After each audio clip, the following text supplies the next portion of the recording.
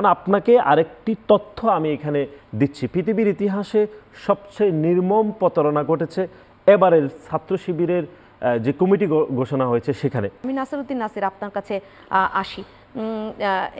বলা হচ্ছে যে ঢাকা বিশ্ববিদ্যালয়ের যে বিক্ষোভ মিছিলের আপনারা যে ডাক দিয়েছেন সেটাও গণমাধ্যমে এসেছে এবং সেখানে বিশেষ করে একদম বলাই হয়েছে গুপ্ত সংগঠন শিবিরের কথা, যেটা আপনি একটু আগে উচ্চারণ করলেন।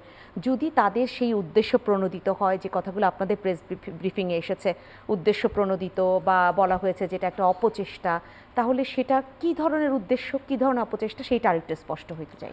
না, এখানে শরীফ ভাই যেটি বলেছেন আমরা সেটির সাথে মোটামুটি আমরা একমত, যে সেটি হচ্ছে ধরুন গত 15.5 বছর ধরে, মানে এখন প্রায় 16 বছর। ছাত্রদল টার্গেট কেন এটা জানতে চাচ্ছি। 16 বছর ধরে এটি খুবই সহজ, যে সেটি হচ্ছে আপনি বৈষম্য বিরোধী ছাত্র আন্দোলন তারা রাজনীতি করতে পারছে, শিবির প্রকাশ্যে গোপনে করতে পারছে, সুতরাং ছাত্রদল করলে সমস্যা তাদের সমস্যা।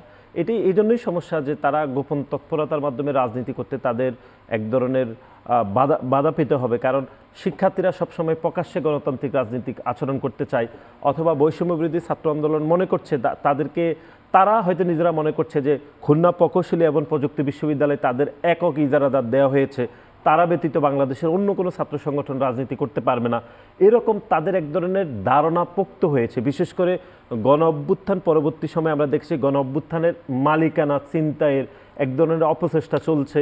এই যে একটু আগে ভাই যেটি বলছেন, সার্টিফিকেট দেওয়া হচ্ছে যে তোমার এইটুকু অবদান, তোমার এইটুকু অবদান, তোমাকে মোবাইল কিনে দিয়েছি।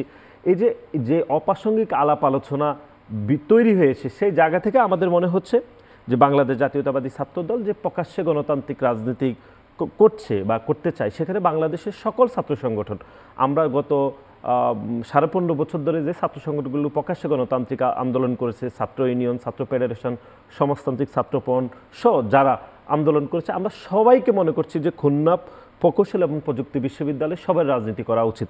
এবং আপনাকে আরেকটি তথ্য আমি এখানে দিচ্ছি। পৃথিবীর ইতিহাসে সবচেয়ে নির্মম প্রতারণা ঘটেছে এবারের ছাত্র শিবিরের যে কমিটি ঘোষণা হয়েছে সেখানে। আমি এখানে শরীফ ভাইকে মনে করি দিতে চাই, আমরা যখন খুবই ছোট, আমরা তখন থেকে জানি খুলনা বিশ্ববিদ্যালয়ে রাজনীতি বন্ধ রয়েছে, কিন্তু আপনাকে যেটি স্মরণ করে দিতে চাই সেটি হচ্ছে এখনকার শিবিরের যিনি সাধারণ সম্পাদক, কেন্দ্রীয় সাধারণ সম্পাদক, তিনি খুলনা বিশ্ববিদ্যালয়ের শিক্ষার্থী। সুতরাং যে বিশ্ববিদ্যালয় কোনোদিন রাজনীতি চালু হয়নি বা ভবিষ্যতে বিশ্ববিদ্যালয়ের রাজনীতি চলবে কিনা আমরা জানি না, সেই বিশ্ববিদ্যালয় থেকে গোপন তৎপরতার মাধ্যমে রাজনীতি করে তিনি ছাত্র শিবিরের কেন্দ্রীয় সাধারণ সম্পাদক হয়েছেন। এর থেকে বড় প্রতারণা পৃথিবীর ইতিহাসে আর একবারও ঘটেনি।